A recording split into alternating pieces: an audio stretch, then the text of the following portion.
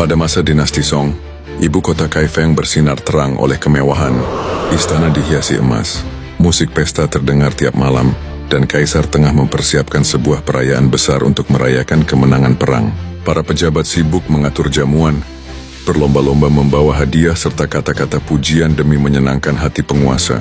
Namun di balik tembok istana yang megah, desa-desa rakyat jelata dipenuhi tangisan dan penderitaan. Untuk membiayai pesta, pejabat keuangan mengusulkan pajak tambahan.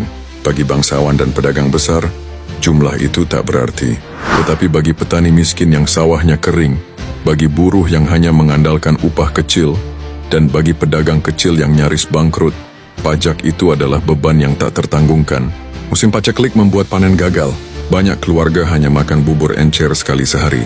Ada yang mencari akar liar di hutan untuk mengganjal perut. Tak sedikit pula yang menjual anak-anaknya kepada tuan tanah demi sepotong roti. Tangisan itu tak terdengar oleh pejabat lokal. Semua takut, semua tunduk pada perintah istana. Namun di tengah putus asa, rakyat mengingat satu nama. Bao Zheng, sang hakim berwajah hitam berhati emas. Mereka percaya jika ada satu orang yang mau menentang kebijakan zalim, itu hanyalah dirinya. Maka dikumpulkanlah sebuah petisi. Karena tak punya tinta, mereka melukai jari dan menuliskan huruf demi huruf dengan darah. Kalimatnya sederhana tapi menembus hati siapapun yang membacanya. Jika langit punya mata, biarkan rakyat ini tetap hidup. Petisi darah itu akhirnya sampai ke tangan Bao Zheng. Ia membacanya perlahan, matanya bergetar lalu menatap ke langit-langit. Ia berkata lirih, jika aku diam, aku bukan manusia. Lebih baik kepalaku jatuh daripada nuraniku mati. Para bawahannya terkejut. Mereka memohon, Tuan Bao, ini perintah istana. Jika Anda menentang, hidup Anda akan tamat. Tetapi Bao Zheng menatap mereka dengan tenang. Hukum diciptakan untuk rakyat. Jika rakyat mati kelaparan, untuk siapa hukum ditegakkan? Hari itu aula istana penuh sesak oleh pejabat. Mereka membawa hadiah emas, puisi indah, dan ucapan manis. Semua berlutut serempak. Semua memuji bahwa pajak tambahan adalah kebijakan bijak. Tak seorang pun berani berbeda. Hingga suara langkah Bao Zheng terdengar.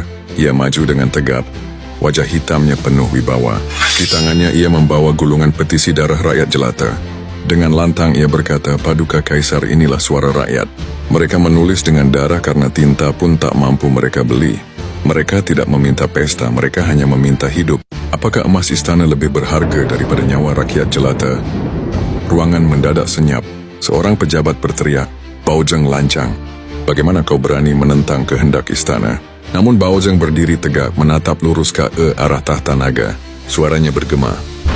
Jika hukum hanya berlaku bagi orang kaya, maka aku tidak pantas disebut hakim.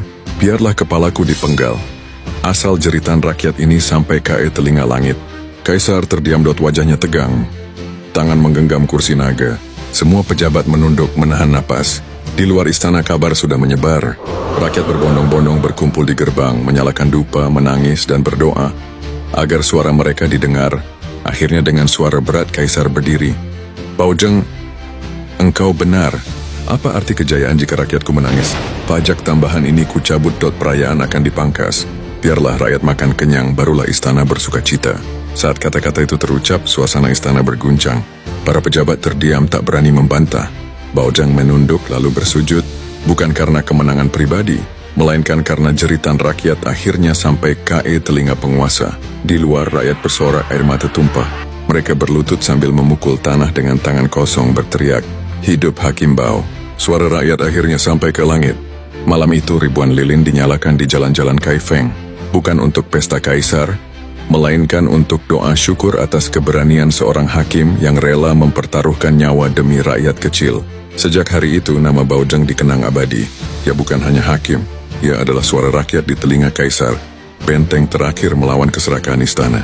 Dalam dunia penuh ketidakadilan, pernah ada seorang pria berwajah hitam yang berdiri sendirian, dan keberaniannya membuat langit pun berpihak pada rakyat.